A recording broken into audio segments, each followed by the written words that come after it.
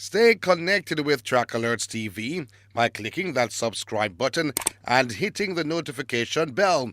You'll never miss a moment when we go live, and you'll always be the first to know when we post new and exciting content.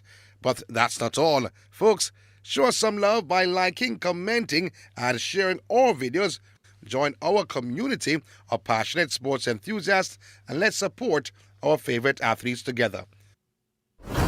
So what are you waiting for? Click that subscribe button and become a part of the Track Alerts TV family today. It's time to take your love for track and field to the next level with the ultimate athletics experience. Want reach? Advertise with trackalerts.com. More people are becoming satisfied advertisers building their brand online. We know it from start to finish. Trackalerts.com on YouTube, Instagram, Facebook, and TikTok. Contact us today at info@trackalerts.com or 876-893-4157. Keep apace with the latest track and field news from Jamaica, across the Caribbean, and around the world. It's trackalerts.com. There is just no other. Up-to-the-minute details, expert views, reviews, and interviews in photos, videos, and features. Track Alerts on Facebook, Twitter, Instagram, and Track Alerts TV on YouTube. Trackalerts.com. From start to finish. Advertise on our live streaming on Track Alerts social media pages, which provides the most prominent online viewership from track and field meets in Jamaica. Your products will be seen by our large audience in Jamaica, the diaspora, and across the world. Book your spot in our live stream for a very small introductory fee. Call or text us at 876-893-4157 or email anthonyfoss@gmail.com. Trackalerts.com from start to finish. 10.29 seconds for Johan Blake. An impressive run. Hosting a function or event? Want it to be streamed live on Facebook, YouTube, or Zoom? iView365 can help you. We specialize in sporting events, stage shows, funerals, concerts, conferences, church services, graduations, and many more. Call or text us at 876-893-4157 or email anthonyfoss@gmail.com. That's ANTHONYFOS@gmail.com.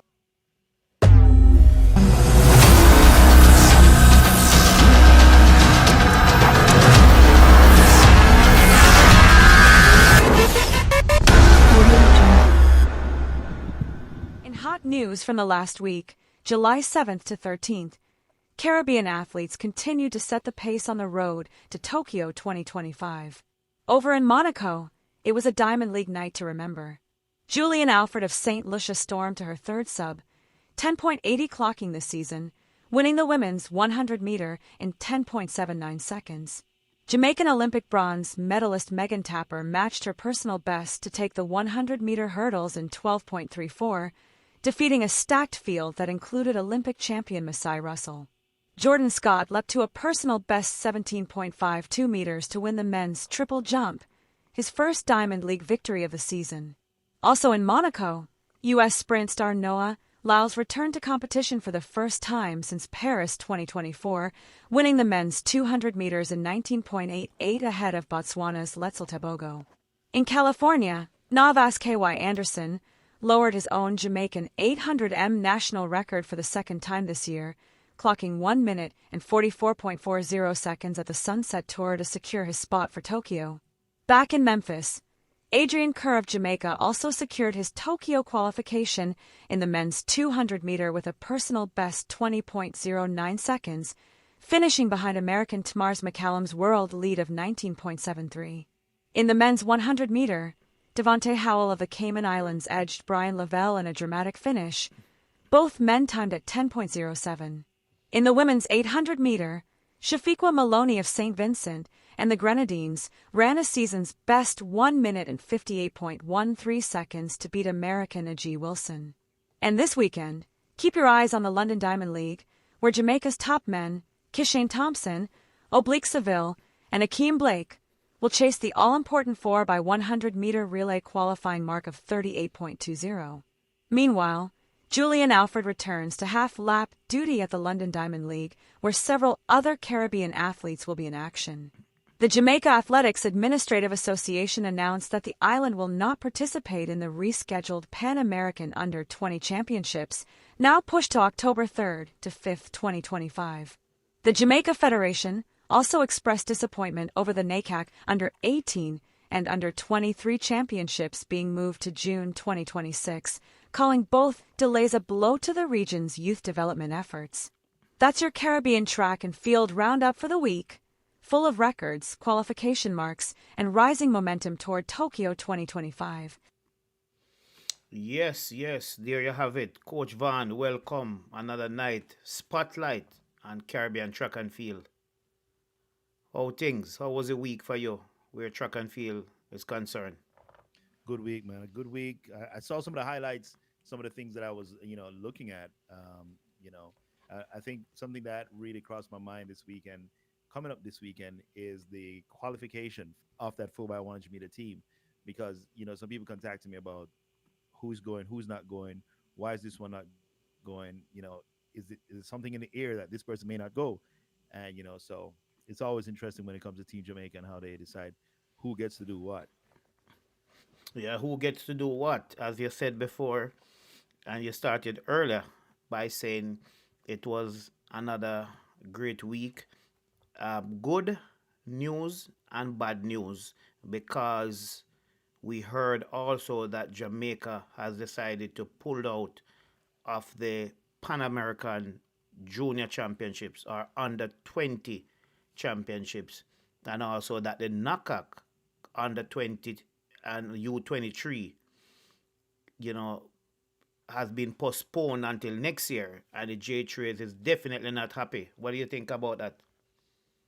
I think one of the things that creates a situation with the NACAC, especially the NACAC, right? Because there was now talk that Thea Layton would get a chance to run, and if she wins and leapfrogs Julien as the number one runner, because I think right now, when I checked last week, she was ranked number 4 or number 3 in the 100 meters, right? And based on that dynamic, if she was able to win the NACAC, which is a regional championship, and become the top person in the rankings, which would be above Julien, then she could have a chance. She would get a qualifying spot in the World Championships. And some people are saying, well, that opportunity should have gone to other people who actually finished the race. So Well, again, you see, you know, one of the thing with that, so we're talking now, or you're talking now about the NACAC Senior Championships, and yeah, what I understand, a lot of persons, maybe including myself, had gotten the rules wrong, mm, because what the rule says is that the winner of the national, not the national, but the area championships, regional, yeah, will only qualify if there's no other person from the region that ranks higher than that person. right. So that means she has to leapfrog Julian Alfred, and at the time she was 100 points shy of Julian in the And rankings. more So, persons too, the because other I think she's people, what, fourth? she was when I checked July 8th, she was fourth, and she was Hmm. about 102 points behind Julian Alfred, and I believe it's Melissa Jefferson is in the number 2, and I don't remember who's in the number 3 spot. But the big mountain for her to climb, would she have been able to leapfrog Julian? Basically, she'd have to become the number one ranked 100-meter sprinter for Hmm. women to qualify. Winning the NACAC wouldn't automatically give her. She'd also have to be ranked higher than Julian, and I'm not sure if that meet would carry that much points for her to do that if Julian didn't show up at that meet as well. But Yeah, in terms of that's a that's a very interesting one. Let and right here on the screen now, I'm actually just putting up the rules where it's concerning the NACAC qualification, and what it's saying here is that the following regulations apply for automatic qualification to the World Athletics Championship, not applicable for relays.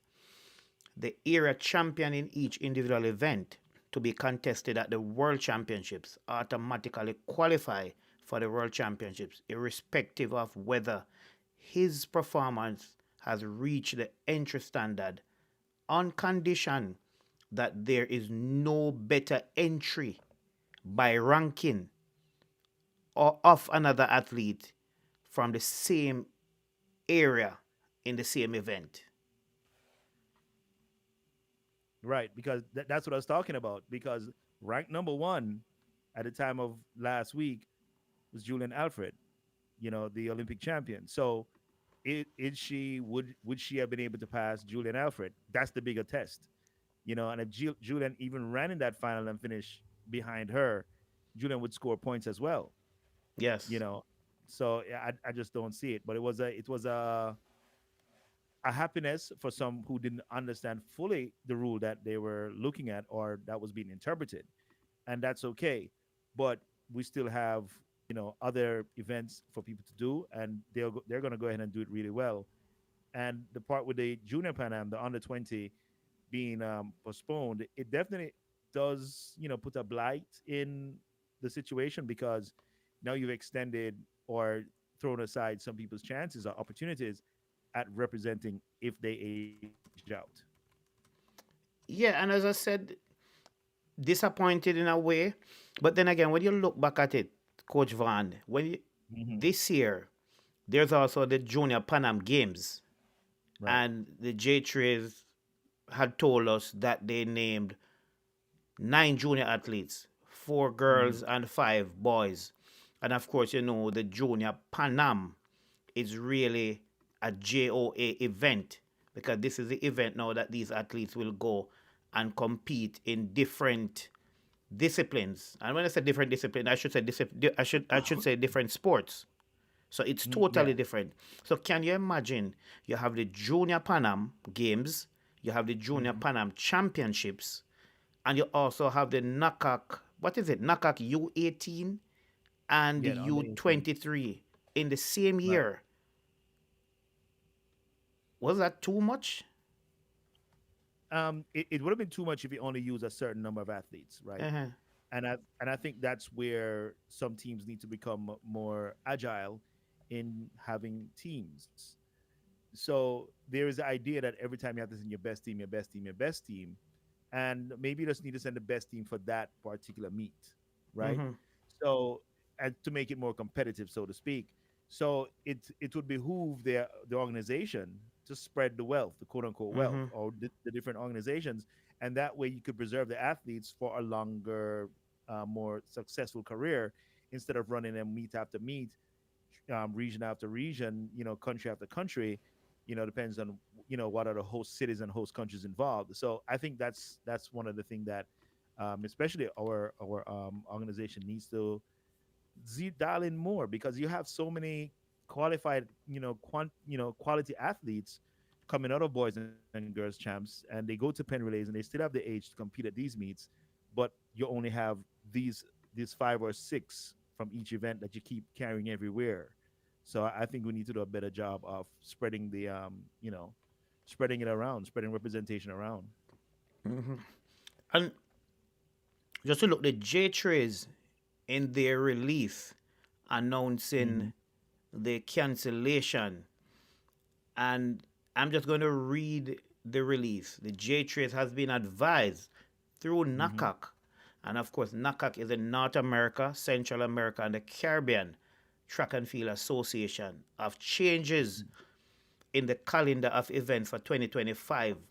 Those changes have affected the scheduled participation of our under 18 and under 20 athletes for the remainder of the 2025 season.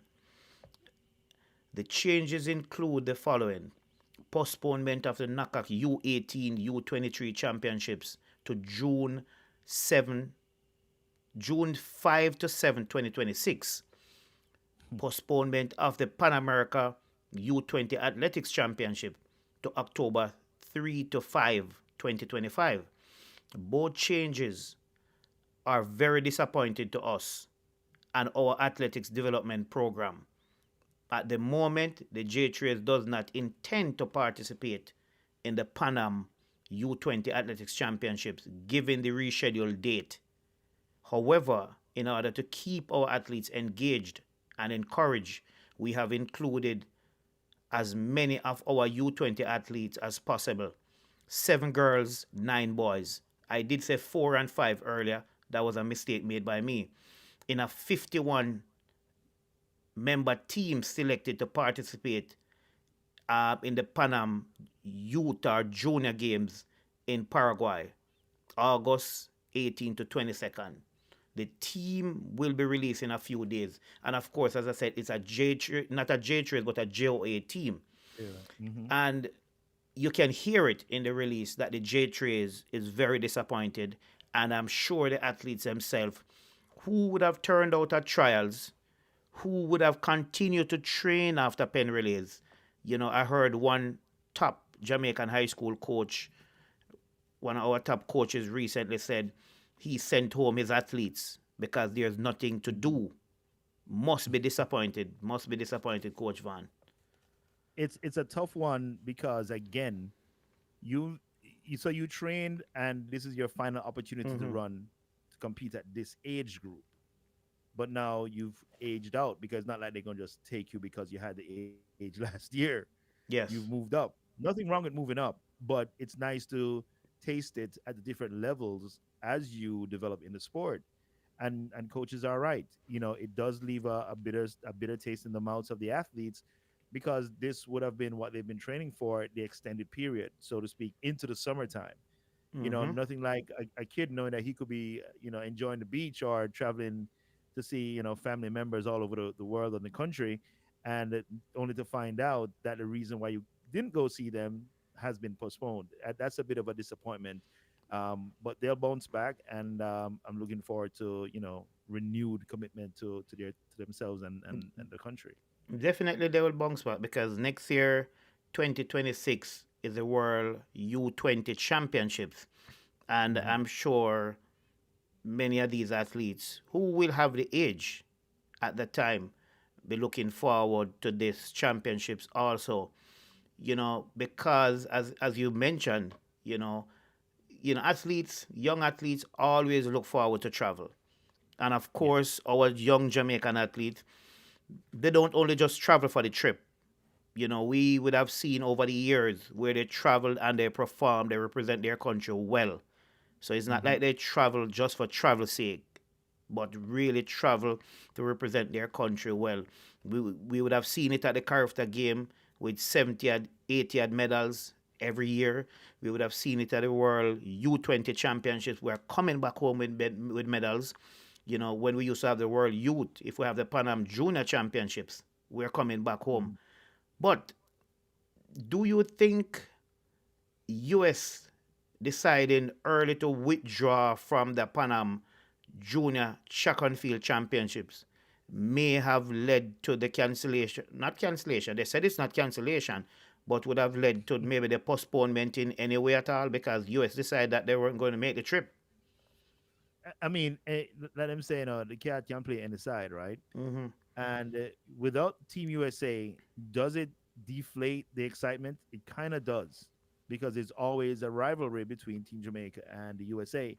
And if you're not going to have that rival, even at the youth level, again, continuing from like the pen relays, continuing from like even the NCAA, where it's more about schools, but you still have that edge where, look, I'm representing the Caribbean, you're representing Team USA or wherever. And you still have that friendly internal rivalry. So that could be something that did play a part in postponing the meet Mm-hmm. because you want the best competition to be there, and this meet is a step, one step higher than the Carifta.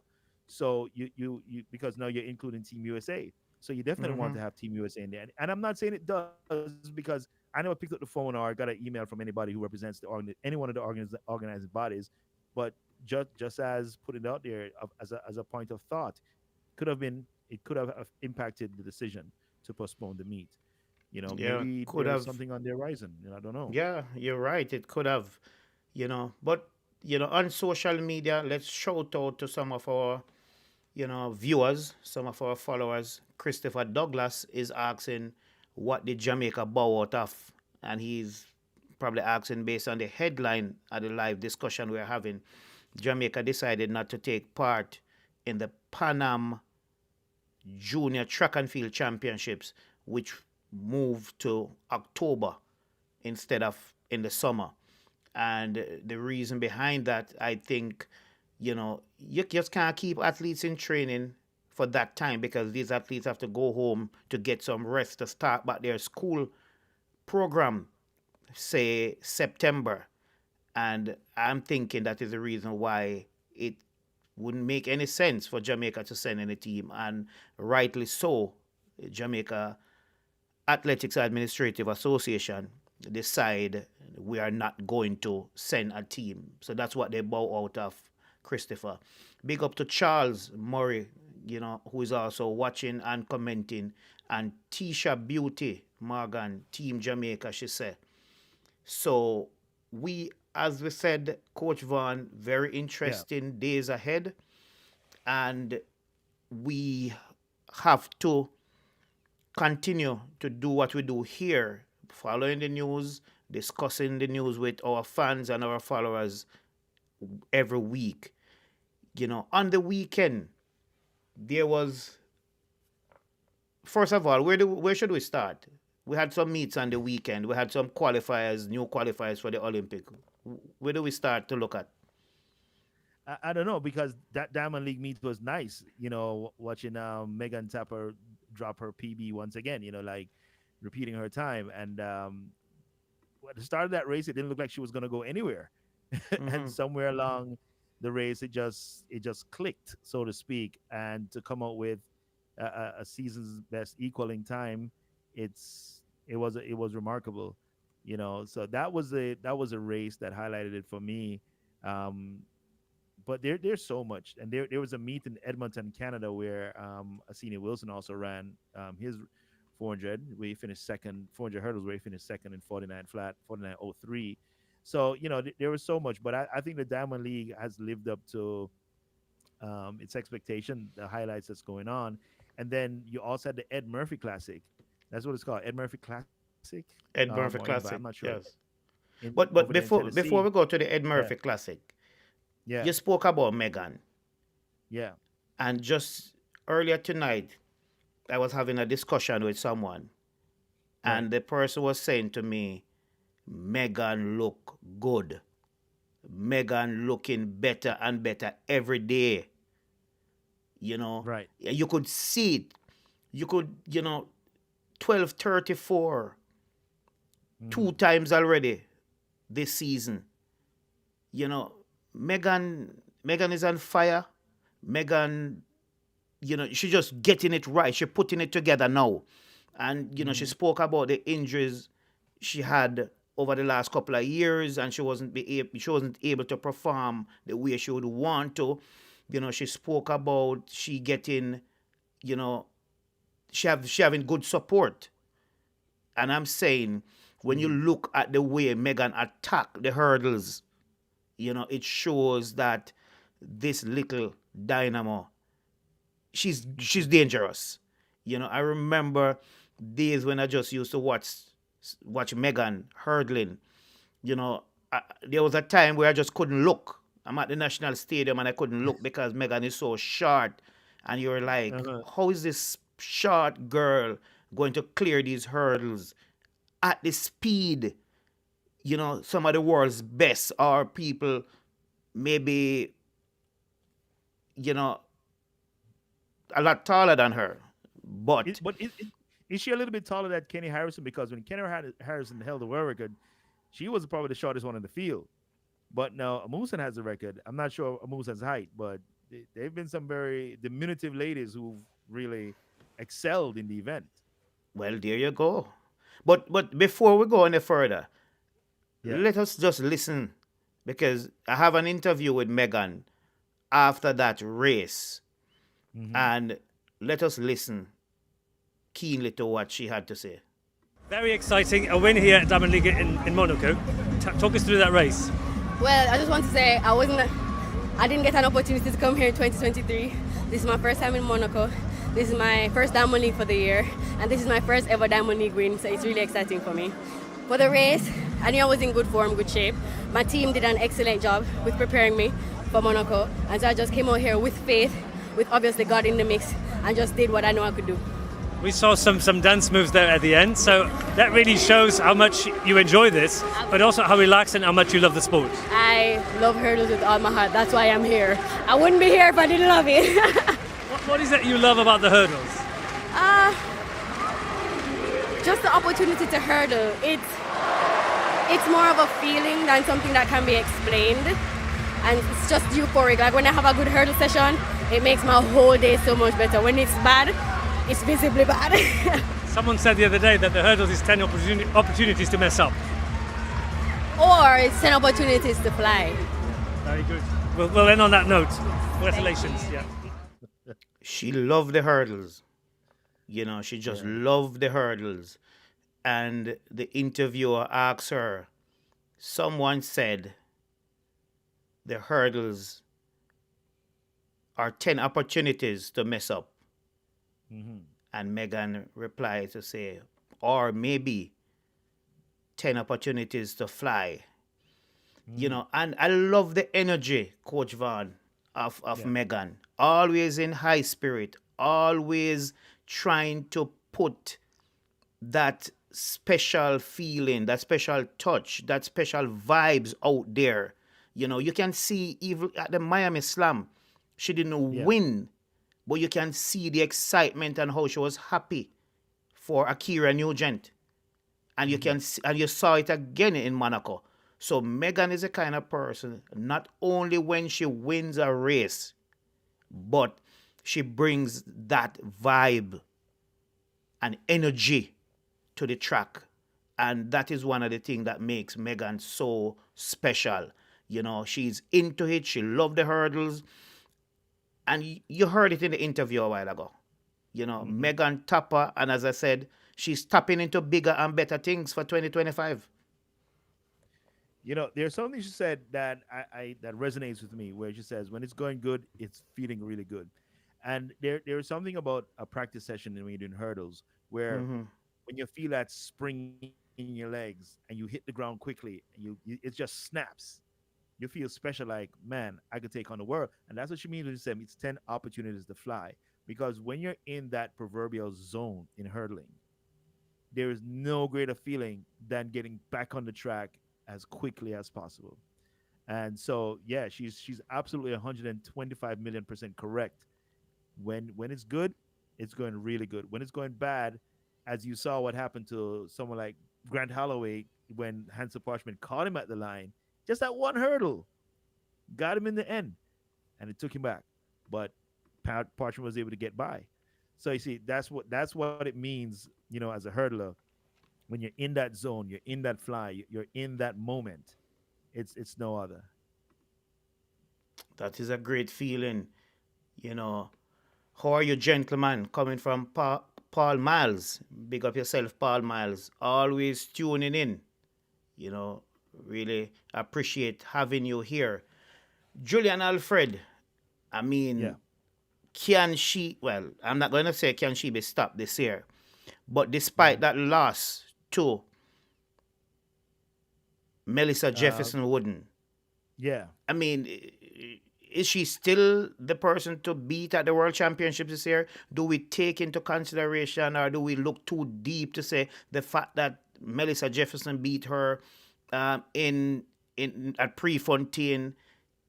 Melissa Jefferson is a strong favorite to win the gold medal in Tokyo, or should we hold on to what we believed in earlier this year, that Julian Alfred is a person to beat, and it's looking a little bit easier that Julian Alfred is going to win her first world title in the women's 100 this year in Tokyo?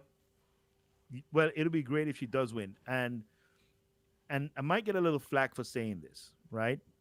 She's been running and winning all season. But I kind of feel like she really hasn't tapped into her speed part of the season. And I think she's going to come down a little bit, right? And then her and her coach are going to turn on the speed workouts. I just don't see full-on speed in her, which is why I say she has the nod for me with going through those rounds. And that 300 meters that she ran was it Miramar a couple months ago? I think that was very telling in the time that she ran that she's been loading, right? And I think she's really gonna load shed well, very well, because the world champs is still a good 2 months out. 6 weeks to 8 weeks out. So I think they're doing the right thing. Luckily, she doesn't have to go to her trials because she is it. She is in. So I think it's going to spell well for her. Now for Melissa Jefferson, she does have U.S. trials. I believe it's next week, the end of the month, first week in August, and so And that she might be have to different. make that team there. And she has to make that team. And So it's I not think going to be easy. Never been easy at the US trials. never. So I honestly think that Julian Alfred is in the proverbial driver's seat, and she's not the kind of athlete that's going to take it lightly. Even when she was in Hmm. the NCAA, she was a champion, a couple times. But before she became champion, she worked hard, and even when she became a she continued to work hard. So that's what I think. But I don't think they've really tapped into her speed this season. I'm seeing a personal best for her this year. We just spoke about Megan. We just spoke about the vibes Megan bring to track and field. Like a Noah Lyles, Hmm. excited, you know. And I always like to see track and field athletes, especially sprinters, that has something about them. Hmm. The Usain Bolt, the Maurice Green, you know. Fireman. I want to see my sprinter, my top track and field athlete.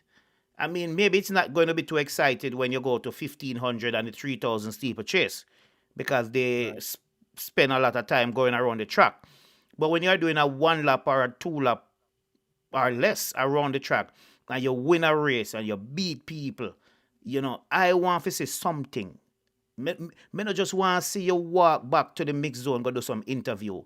There must be something about you. There must be something special. That is what I want to see. You know what I find a little bit disappointed, and this is just me. Tell me. Yeah. Shakara Richardson, you Talk know, to me. how she used to do her interviews. I remember the race when she was dead last, and I'm taking Otto Bolden's words here. Dead last, Elaine Thompson was what, 10.5? You remember that race in 2021 10.54. Prefontaine? Yeah. And she walked up to the NBC camera. And you remember Right. what she said? She was visibly upset, and the spirit was, indicative of that feeling. Yes. And a matter of fact, there were comments like, you all enjoy your little medals until when I come back, because I'm not done yet. I'm going to whatever it is. And they used to make stories, you know. And I believe she saying those things, she had to work hard to try and make sure she defend it. No, she seems quiet, not talking much. I think Shakari may had only done one interview or two since the Paris Olympic last year. We're not hearing her, and I don't know. Then she got hurt. She was dead Hmm. last again at Prefontaine this year. Yeah. I'm thinking that I am missing something. I want back the real Shakari. I want the Shakari that I knew 3 years ago. And that is Hmm. why I love Noah Lyles so much. That is why Noah Lyles is my favorite sprinter. Because of what Noah Lyles, bring to the sport. Energy, excitement, make you want to watch him and who he Right. competes against. Noah was just coming back the other day. He just came back his first official race because I don't count the 400 in Florida as an Yeah. official race. That was just a Yeah. training run. His Yeah. first official race, and he took on the world leader. He took on the The Olympic Olympic champion. champion. A lot of Right. athletes we have seen over the years would not have gone into a race and take on the world leader and the Olympic champion just coming back from an injury. Noah decided that, hey, I miss the sport, I miss the competitors, and I want to come out and take on the best. And he did that. And if Hmm. Kung Fu Kenny was there, Noah would have stepped up. Noah blew away the field in Monaco. And it showed that Noah, for me, must be the track and field superstar right now. He will be remembered as one of those person that don't back down. You understand? You can't want to be a star and you're backing down. You have to be ready for the war, so to speak. As Dan Kennedy, the marketing guru, would say, when you see the fire, run towards it, right? And I think that's what Noah displayed in this last Diamond League. And the 19.88 that he did as an opening run, that is not normal, right? I thought he would have probably taken second or third to Lead Seal, right? But he just blew it out the water. I thought it was going to be like a 20.06 or 20.04. That's what I thought it was going to run. But 19.8 really did surprise me. And again, he didn't look like full on top end speed. Because if you look at the race, Tobago got him. Jareem was probably running a little bit tired from the season so far. Because Jareem has been on the scene around the world so many times this year. So that may have caught up to him. And he definitely didn't look as strong and fluid. But Noah definitely looked like he's been working on some components of his race. And I think a big part of the race that I saw is a transition from the 80-meter mark into the curve. That's what I thought.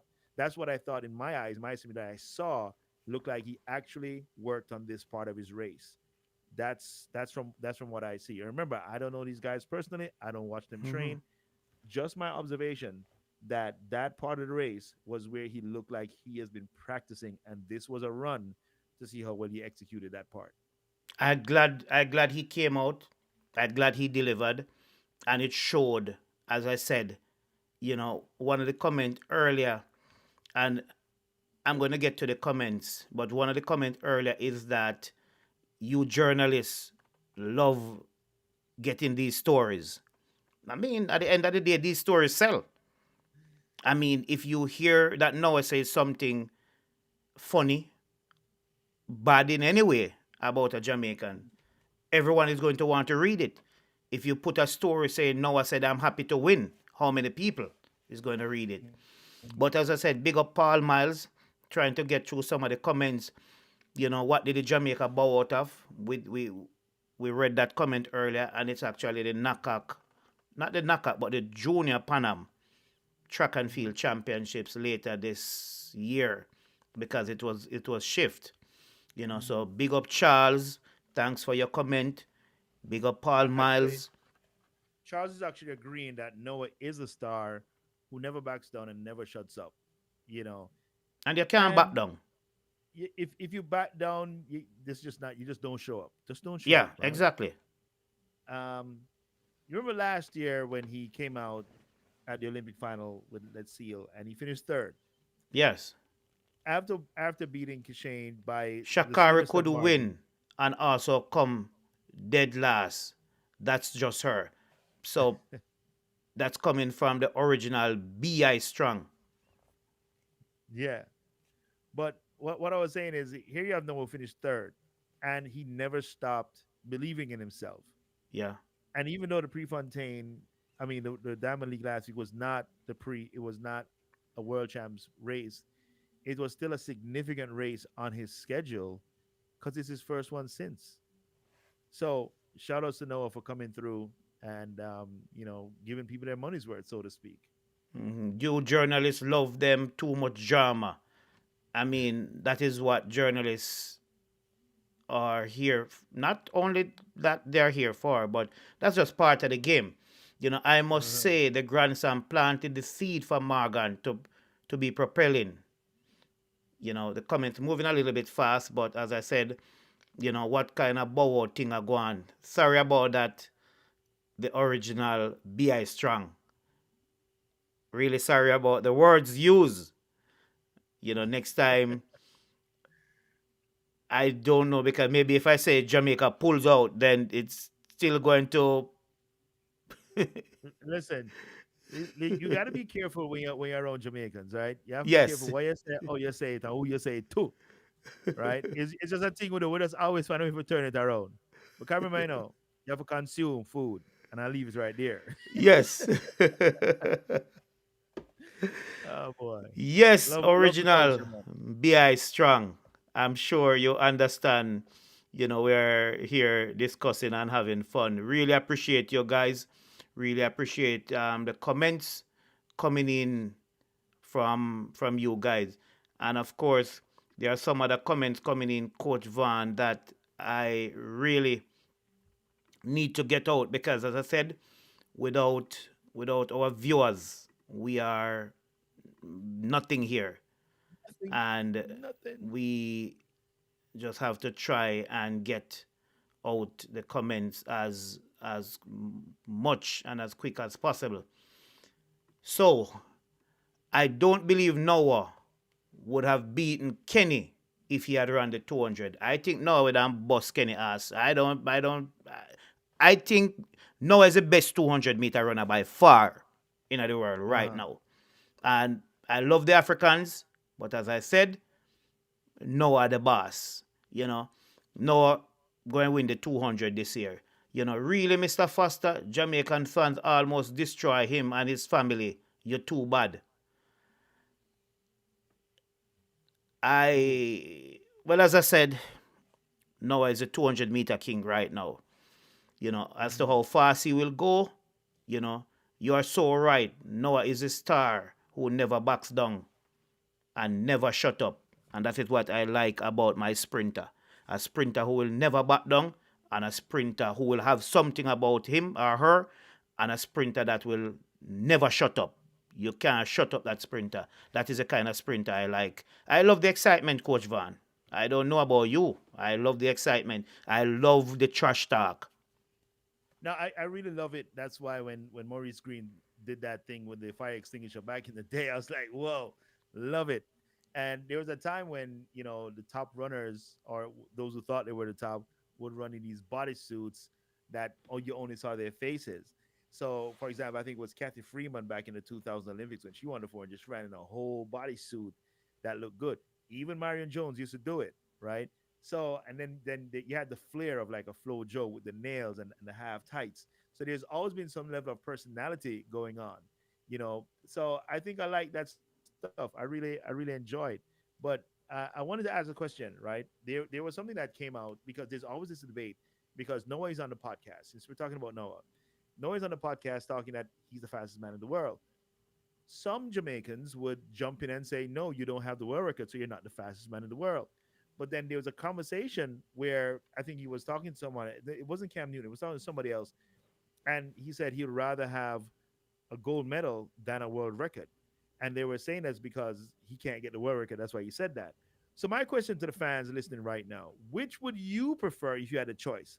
A gold medal in the Olympics or world champs or the world record? I know where I lay my hat, right? I want to hear from these guys. I don't know if you saw that one. Well, I can tell you for me personally, give me the gold medal any day, anytime. Yes, I want to run fast. Yeah. I would love to break world records. But if I have to choose one, I mean, it's always good to have both. Usain Bolt, Right. both on more than one occasion.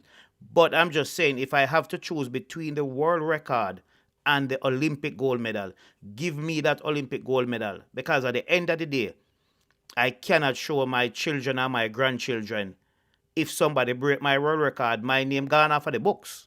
I have my You're gold defeated. medal wherever in my house, for my dresser, wherever I want to have my gold medal. That will Mhm. always be there. I can auction my gold medal if I get broke 10, 15, 50 years down the road. I can auction my Olympic gold medal. And you would have seen how many athletes, and not only track and field people, but you'd have seen how many athletes auction them shoes, them jersey, them gold medal. I can't auction a world record, boss. Who go and buy that? Can it be bought? It can't. Give me the gold medal any day. Remember in 1996, Michael Johnson, Frankie Fredericks, and Atta Bolan were in the 200-meter finals in Atlanta in the Atlanta Games. And Michael Johnson ran the world record. I think it was 19.32, breaking Pietro Menea's, the French. It was a Pietro. It's from France or Italy. And that record was set from 1972, I believe. Don't quote me on that. Or the record was 19.72, right? And Michael ran 19.3. Frankie Fredericks and Otto ran 19.6. But they were second and third. I've come to the conclusion, for me personally, which is why I would take the gold medal, is I'd rather be a slow winner than a fast loser. Think about it. I'd rather be a slow winner than a fast loser. Because Atto and Frankie Fredericks, even though they have been very, instrumental to the development of the sport, at the end of the day, they both broke the previous world record. Yeah. It's just that Michael Johnson broke it better that day. Take out Michael Johnson, Otto would gladly take that win. Take out those top two, Frankie would gladly take that win. To be running slower than the guy who finished, I'm just saying, I'd rather be a slow winner than a fast loser. That's all I'm saying. Crazy, right? You hear that? As I said my piece. Give me the gold medal. If I have to choose one, I will choose that one. And Greg and Kay says, gold medal must set. Yep, gold medal for me. As I said, later on, if me broke, me can always auction the gold medal there. Me can auction a world record. And world records will be broken some days. Someday. Many people, I remember when Michael Johnson ran that 1932, Jamaicans were like, what? Nothing can go so. You understand? No, me not believe that. Right. But then we started to believe when our own GOAT, superstar, king of track and field, not only that he lowered it once, but he took it from, it was from what, 1932, and then he took it to what was it before it went to 1919? I think it was 1932, 1920 something, and then 1919. And also Johan Blake had ran 1920 something. 1926 for Johan Blake. Second fastest time ever. Yeah. So, it was remarkable. It was a remarkable period. Let us hear, I queue up a Julian Alfred interview. She spoke after that Diamond League win in Monaco. Let us listen. Julian, congratulations on this win. How is this season going so far? It's been going good. I mean, we also how last week went for me, but I think it really sparked a fire in me to know that I'm not where I need to be, and just really trusting God's plan for my life. Yeah, you're saying that you're not where you need to be, but it's still a long way until the World Championships in September. So, yeah. Yeah, I mean, it's a long season. I don't have any trials, so it's really one race at a time and trying to work on execution throughout each race and just trying to get sharp in each race. Yeah, I think we've asked you this before, but is the fact that you are an Olympic champion makes you more relaxed or more aware that you are the Olympic champion and people have always have higher expectations of you as much as high as you do of yourself? Last week I heard the quote, heavy is the head that wears the Olympic crown, and I had to take a step back and realize, it's a new year, and don't put any pressure on myself coming into this year because I was doing that a lot and I was listening to the outside noise. So right now, I think I just have to focus on just Julien and working on just myself right now. 2 years ago in Budapest, you didn't have your coach with you. Is the situation going to be the same or going to be changed this year at the World Championships? No, Coach Flo will be there with me. And how important, because you were very honest about how much impact that had on you and your performance, and you were not happy with the 4th or 5th place. So what's the relationship with a coach, and what is the best that he brings in you when he's present at competitions? Coach Flo has been my coach since I was 17. I'm now 24, so it's been a long time. So he knows me inside out. He's like a dad, a mentor, a coach, obviously, just somebody I can just always talk to and tell how I feel. But he knows me best, and he knows the way that I feel, the way I think, the way I move. So it's really nice, being a coach I have such a great relationship with. And how has the coach changed? Because he said he's known you since you were 17. a teenager, and now you're a young woman. So how much has he changed also in the way that he deals with you? That you are not the same person. You're more mature. You're more responsible. You probably want to have more saying about your decisions. Well, part of it is on my end. I understand what he wants and what he needs from me and what he asks from me, and me understanding what he moves, what he knows, and what he moves like. So we really just knowing each other. Like I said, we've been working with each other since I was 17. So I just having a great coach, a great mentor around me. I just think it's a great relationship all around. Brilliant. And he's going to be there with you this year, so it's going to be a lot easier. Yes. Yeah, brilliant. Thank you very much. Thank you. Julian, congratulations on this win. So there you have it, Julian Alfred. Yeah. And one of the important things she said there, Coach Vaughn, she is not where she wanted to be at this time. And if you're running 10-8 and you're not where you want to be, what if she did there where she don't want to be? She had gone off of the stars. But this is what I mean when I tell her, say, she doesn't look like she's really in that speed sharpening space. She hasn't tightened up yet, right? When an athlete is really firing on all cylinders, right? When their foot touches the ground, it doesn't look like it touches the ground, right? It's just bounces off the ground, and I didn't see that it's bouncing off the ground. She's moving fast. Don't get it twisted, but it's just not where I know where she's gonna be this season. I think at the World Champs, she's gonna do something really special because I think they're gonna back off, and then boom, and then hit the speed again. My 2 cents on that. That's just my coach's eye out there looking at it. Interesting days. Yep. Because I'm just thinking, if she's not where she wanted to be or expected to be, my Something Lord. on the social side with the Diamond League.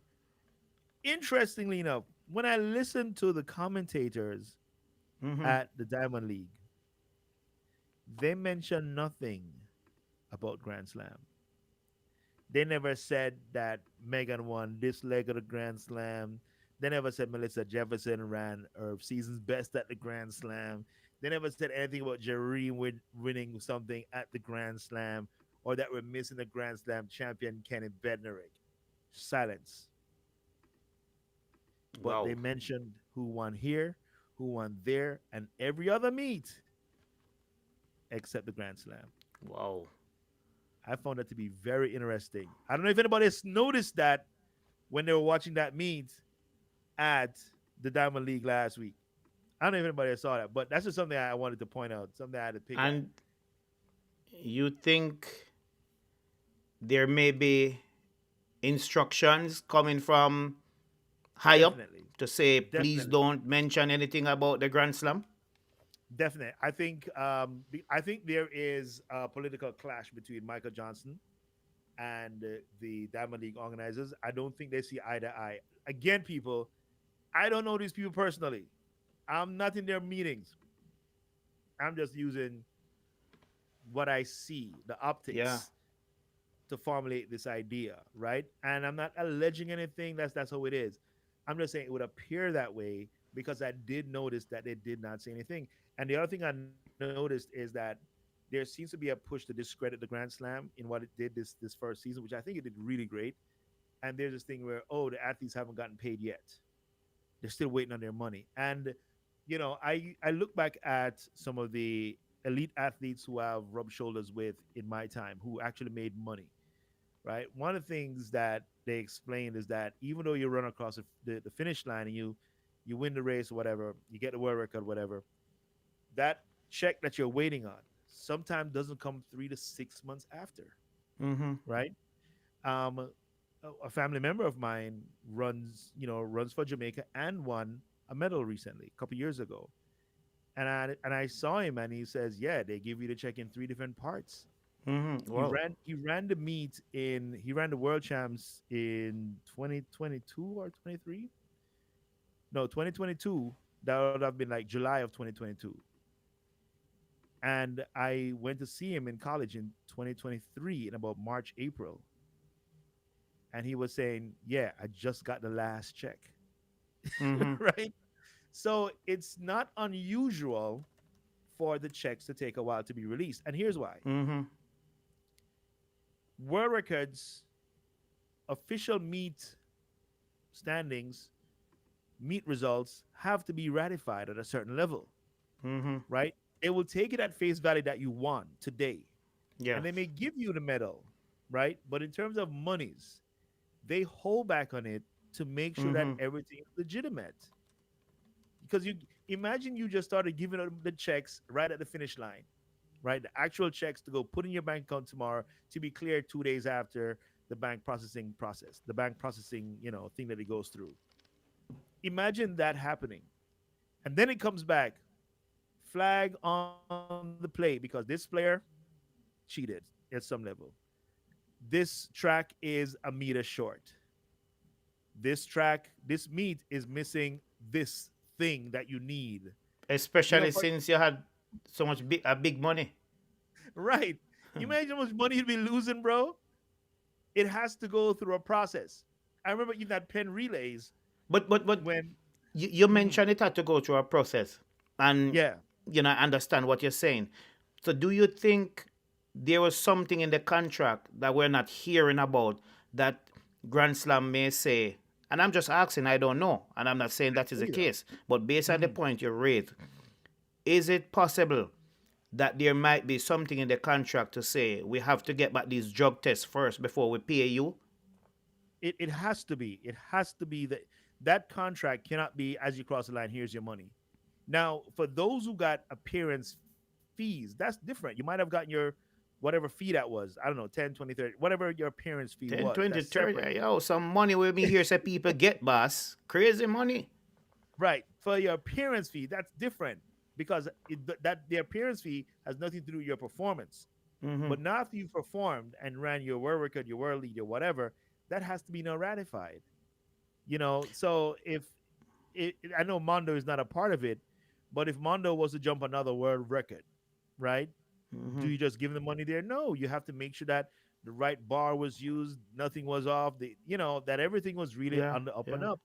For example, at Penn Relays they have the bar in the middle of the track, right? And it's really not the middle of the track.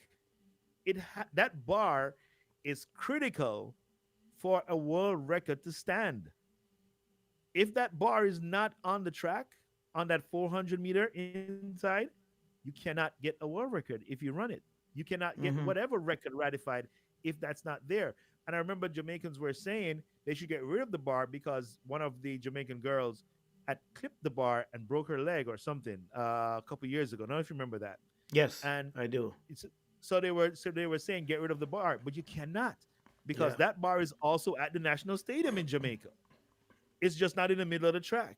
It's on Yeah, the inside of exactly. the track. Inside, yeah. So I'll leave it at that. So Why they leave it at that? Noah, we said, is a king of sprinting. No. uh He spoke at the end of his race. Let us listen to what he had to say. No, Lyles, congratulations on this win. Thank you. How does it feel to be back and competing because you haven't been racing much this year? Oh, I love it. I've been missing it for the last 3 weeks. I was watching Prefontaine and I was like, I wanted to be there, but we wanted to make sure that I was healthy first so that I would be able to compete throughout the whole week. Yeah. What do you like the most about racing and what did you miss the most? The competitors, to be honest. People saying, I'm willing to go there. I'm willing to get the extra mile. I'm ready to take my body to places it's never been. That's what I miss. Getting against competitors and saying, hey, let's go out there and give it our all. And how are you feeling about, first of all, the US trials, but also World Championships? U.S. trials, having 2 buys definitely makes it a lot easier, less stressful. It gives me a time to work on the races instead of saying, hey, I have to perform something. It gives us some time to get really good competitors and say, let's see if this works and let's see if this works, and be able to make moves from there. And how do you combine with taking the risks, but also showing up as known Lyles? And just because you have 2 buys, people still expect you to perform well? No, and I expect it from myself. Of course, I'm not going to stress it upon myself. If I lose, and I come back stronger.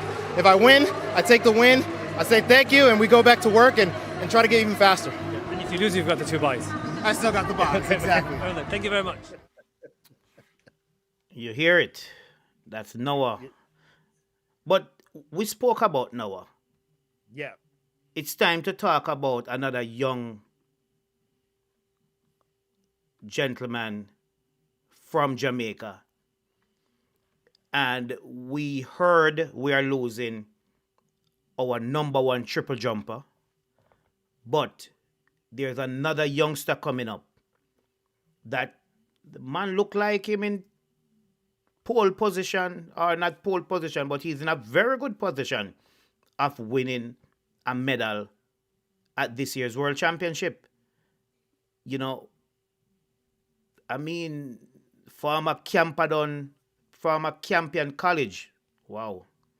Yeah, Campion College. You know, former Campion College, I'm man. gonna be upset with you, man. Yes. And let me say it, former Campion College man. And he showed up again. Personal best. I think he did 17:44 in about the fourth round. And then he came back in the sixth round and final round with 17:52. Jordan Scott. The man are going with things, boss. You know, big up yourself, Jordan Scott. You know, PB behind PD, PB, and all of them things there. You know, 17:52 Jamaicans are sure that, look here, this is not about the track events. This is not about the 100 and the 200. And Daniel Thomas' dad told us that, you see it, the gold medal your people were looking for, it didn't come from the track. It came from the field. So give the field event some respect. Jamaica, give the field eventers some respect. We heard field eventers talking that when them retire, some of them say them soon retire, them are going to retire broke.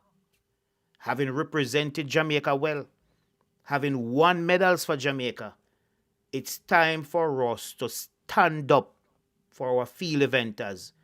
Give our field eventers some more respect. You know, they are not getting the lucrative sponsorships. Some of them not getting none at all. We heard the shot putter who won bronze at the Olympics just last year say he still don't have a sponsor. That's not good. You know, the last Olympic Games take out, well, I think the field eventers won more medals. And again, the medals were won in the field. Yeah, Daniel Thomas' dad, the medal or the gold they were looking for never come from the track. Jordan Scott, big up yourself, continue to perform, continue to represent us well. Let's listen to his interview. PB here today, 17:52. Season is coming along. Yeah, it is coming along. Honestly, I don't want to say I surprised myself, but we had a bit of a blunder with travel, honestly. Got in later than I'd usually want to get in. And it took a little while to get going today. But I knew I was in a good spot and, you know, just went out there and did what I had to do. And 17:52 in the last round, the last attempt. So how did you manage your expectations, but also physically? How did you manage yourself today throughout those 6 attempts? I think that, as I said, I started off kind of slow, just trying to figure things out. I was missing my hop step a lot. My coach just told me to relax, and, you know, like, I've done it a bunch of times, so just kind of like, just go out there and, you know, stay relaxed and get it done. And I think that pretty much helped me. I mean, it's not something that's unfamiliar to me, and I just kind of like calmed down and, I mean, started putting it together. 4th attempt was good, 5th attempt, a new PB, 6th attempt, a new PB as well, so can't complain. Yeah, and this win here today, to what extent do you feel that this cements you as being one of the contenders for the World Championships, or are you not thinking about that at all? I'm not worried about that right now. I mean, as you said, the season is long. We still have a good ways to go. Like, I mean, I think I've set myself up pretty well right now. I think I have another meet on the 19th, and then we go back to training for a little bit to, you know, sharpen things up and come back out there even better. Yeah. So, any specifics that you feel that you need to improve? I'll let my coach figure that one out. I mean, I'm just here to jump. Okay, brilliant. Thank you very much. No problem. He's just here to jump. Jordan Scott, former Campion College athlete, now looking to do big things for Jamaica. Here's the thing I find interesting.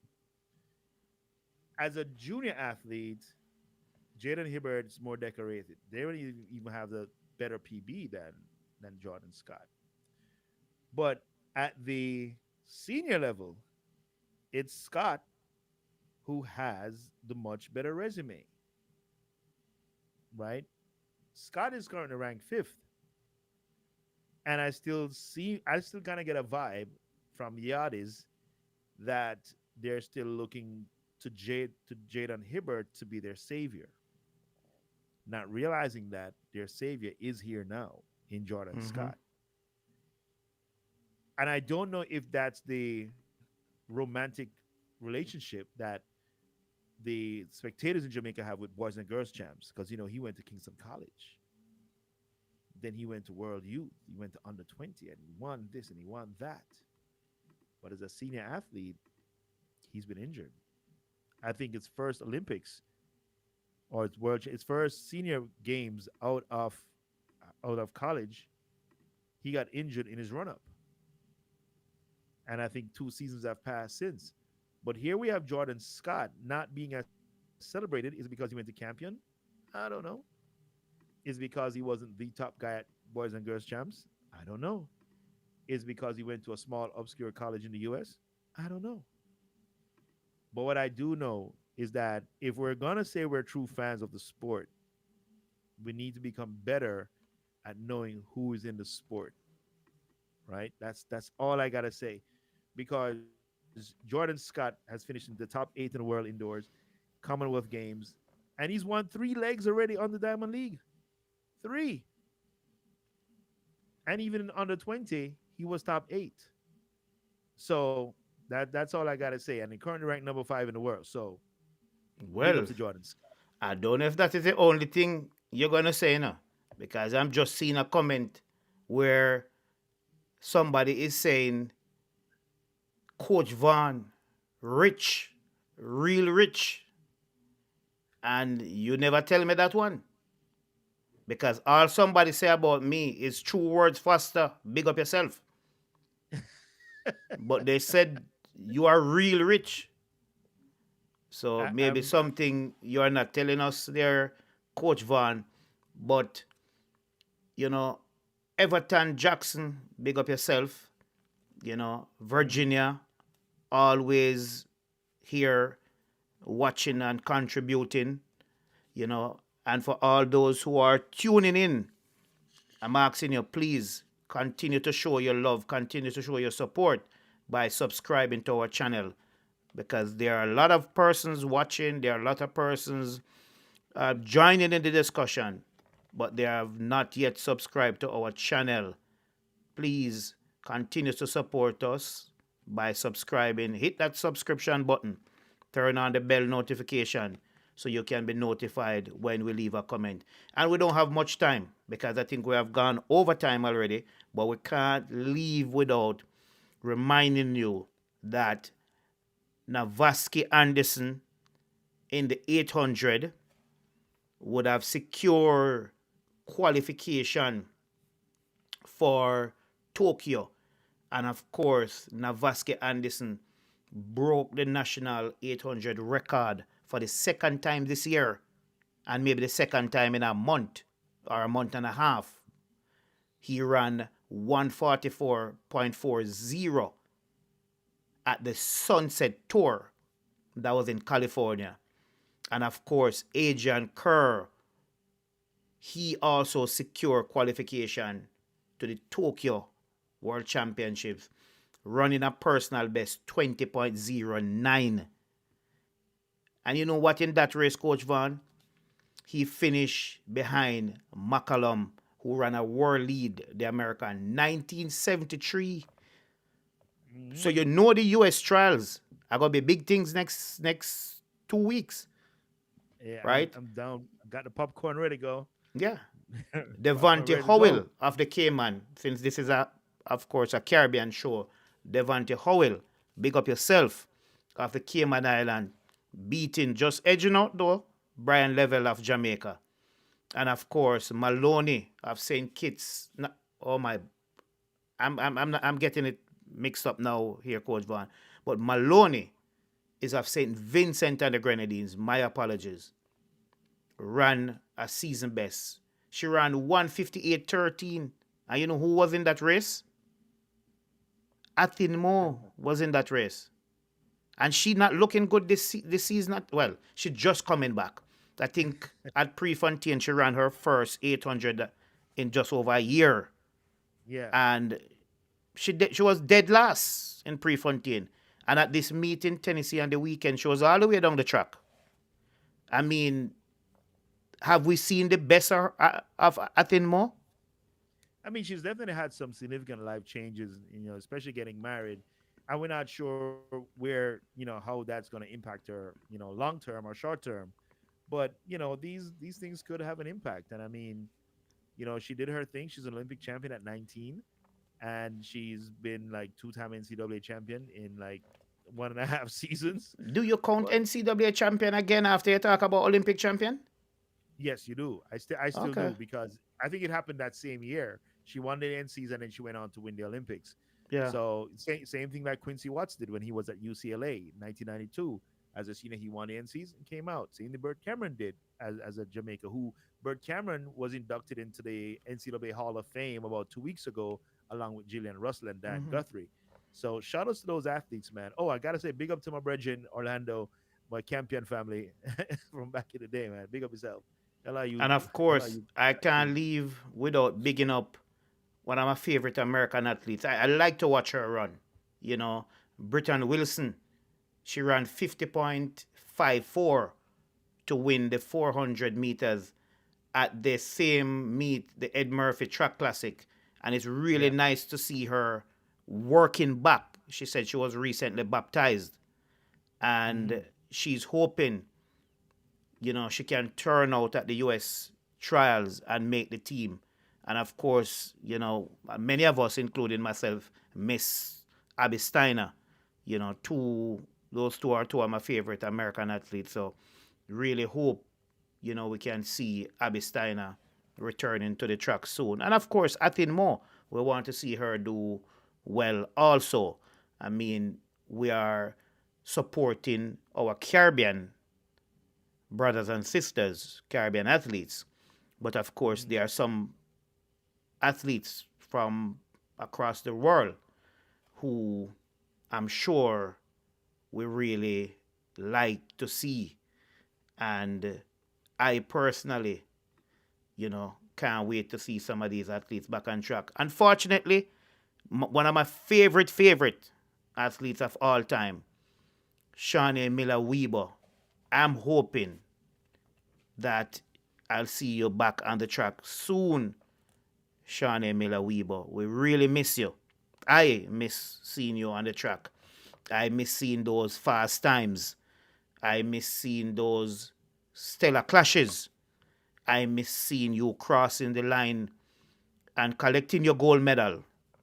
And of course, Stephen Gardner, unfortunately, he didn't finish the race again in Tennessee on the weekend. Such a huge loss, for Bahamas track and field. Stephen has not been able to give his best because of injury. He won the Olympic title already. He won the world title already. And just to be seeing these two athletes from Bahamas going through what they're going through, it pains my heart. I must be honest with you, Coach Van. And I'm hoping I'll see them back performing the way we expect them to perform. Because they're not over the hill, as Jamaicans would say. They're not over Steven the hill. like 30 right now? Isn't Stephen 30? I mean, 30 for the 400 is not too old. I mean, Kirani James still doing his thing. I mean, he's not being beaten by the entire field. Big up Kirani James, wherever you are. Man, those times were not, those guys age old fast, man. They're like, phew. It was just the other day I was looking at Kirani at Alabama. All of a sudden, boom, Olympic champ, boom, boom, boom. Then he got injured. Like, wait, what is happening? But it's always good competition, man. That's why we run the races. Finally, London Diamond League. All eyes will be on Jamaica's 4x1 team. They are trying to get, I think the time they are trying to get is 38:20. And Okay. can they do it? I heard Oblique Civil will be there. I heard Kishane Thompson will be there. I heard Akeem Blake will be there. Who will be the fourth runner? Maybe we'll have to wait and see. But can you imagine with just about 2 months, 2.5 months to the World Championships, Jamaica men's 4x1. We're not talking about 4x4. We're not talking about the mixed relay team. We're talking about Jamaica men's 4x1, where Jamaica had 2 athletes, 2 sprinters who can finish 1, 2 at the World Championships. And we are still struggling to qualify for the men's 4x1. Unacceptable, I must say. And I say that without apology. We should not have been in the situation we are now. 2 rounds at the World Relays. Yep. Nothing. Kishane Thompson stood without getting the baton in none of the rounds. Johan Blake didn't run. I mean, he ran off, but he didn't get the baton.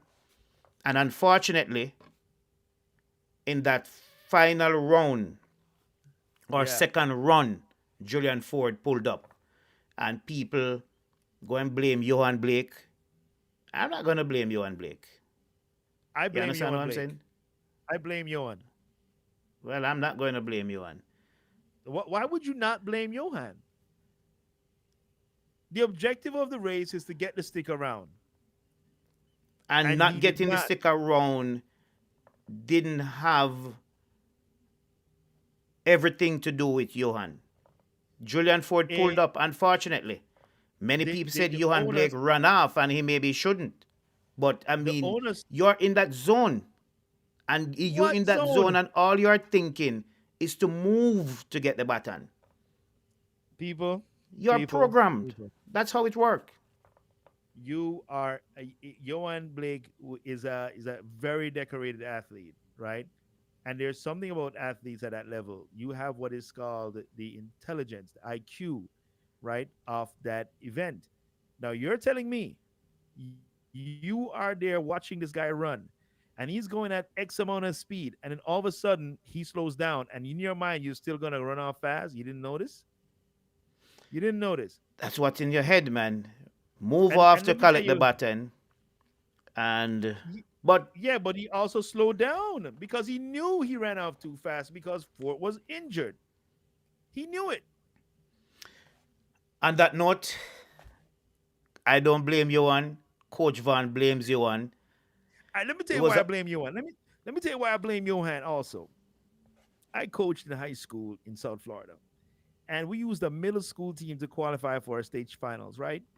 And what happened was, remember I keep saying you have to finish the race with the stick no matter where you finish. That's how you get a mark to get into to get to the next round. Our guy on the second leg ran out of the box.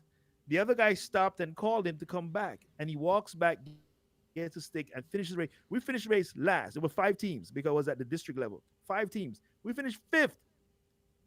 We finished the race. Guess what happens on the anchor leg for one of the other teams that finished 3rd? They end up getting DQ'd because they ran out the zone. And because my athletes kept their brain in the race, unlike Johan did, those 13-year-old boys kept their brain in the race. We qualified for the final, and then the senior boys went to the state championship and got a medal, and all of them got a medal. So you tell me, no, Johan, where was your mind? That's all I'm saying. This is all on YB. Where's your mind? A lot of us eyes, ears will be close to the London Grand Prix this Saturday in London. Julian Alfred will be in the women's 200. 4 Jamaicans will be in the women's 400 hurdles. What time will Julian give us in the women's 200? And as I said, most importantly, Jamaica men's 4x1 team will make another attempt. Will they get it? Will all the persons we just mentioned show up? Oblique Civil, Kishane Thompson, Akeem Blake. If they don't get it now, this weekend, them can kiss Tokyo 4x1 men's event goodbye. And we should never be in this position. On that note, Coach Van, we had a good night. Thanks to the viewers. Thanks to those who contribute. Thanks to those who always tune in. And again, tell a friend to tell a friend. Track Alerts live. Caribbean track and field discussion every Monday night. You will hear from us and you can join us in the discussion. You can also call in. Track Alerts live. So it's Spotlight on Caribbean track and field. And that's where we'll end tonight. We have gone a little bit over time. A lot. Almost 20 minutes over time, Coach Van. But that is how it is when discussion is nice. When you have your fans tuning in. When you have your fans contributing. But until next time, have a good night and a productive week. And we all hope and pray that Jamaica men's 4x1 team will be able to challenge for gold in Tokyo 2025. Coach Van, thank you again, and we'll do this over and over again on Monday nights. All right. Enjoy, family. Connected with Track Alerts TV by clicking that subscribe button and hitting the notification bell. You'll never miss a moment when we go live, and you'll always be the first to know when we post new and exciting content. But that's not all. Folks, show us some love by liking, commenting, and sharing our videos. Join our community of passionate sports enthusiasts, and let's support our favorite athletes together. So what are you waiting for? Click that subscribe button and become a part of the Track Alerts TV family today. It's time to take your love for track and field to the next level with the ultimate athletics experience. Want reach? Advertise with trackalerts.com. More people are becoming satisfied advertisers building their brand online. We know it from start to finish. Trackalerts.com on YouTube, Instagram, Facebook, and TikTok. Contact us today at info@trackalerts.com or 876-893-4157. Keep apace with the latest track and field news from Jamaica, across the Caribbean, and around the world. It's trackalerts.com. There is just no other. Up-to-the-minute details, expert views, reviews, and interviews in photos, videos, and features. Track Alerts on Facebook, Twitter, Instagram, and Track Alerts TV on YouTube. Trackalerts.com. From start to finish. Advertise on our live streaming on Track Alerts social media pages, which provides the most prominent online viewership from track and field meets in Jamaica. Your products will be seen by our large audience in Jamaica, the diaspora, and across the world. Book your spot in our live stream for a very small introductory fee. Call or text us at 876-893-4157 or email anthonyfoss@gmail.com. Trackalerts.com from start to finish. 10.29 seconds for Johan Blake. An impressive run. Hosting a function or event? Want it to be streamed live on Facebook, YouTube, or Zoom? iView365 can help you. We specialize in sporting events, stage shows, funerals, concerts, conferences, church services, graduations, and many more. Call or text us at 876-893-4157 or email anthonyfoss@gmail.com. That's ANTHONYFOS@gmail.com.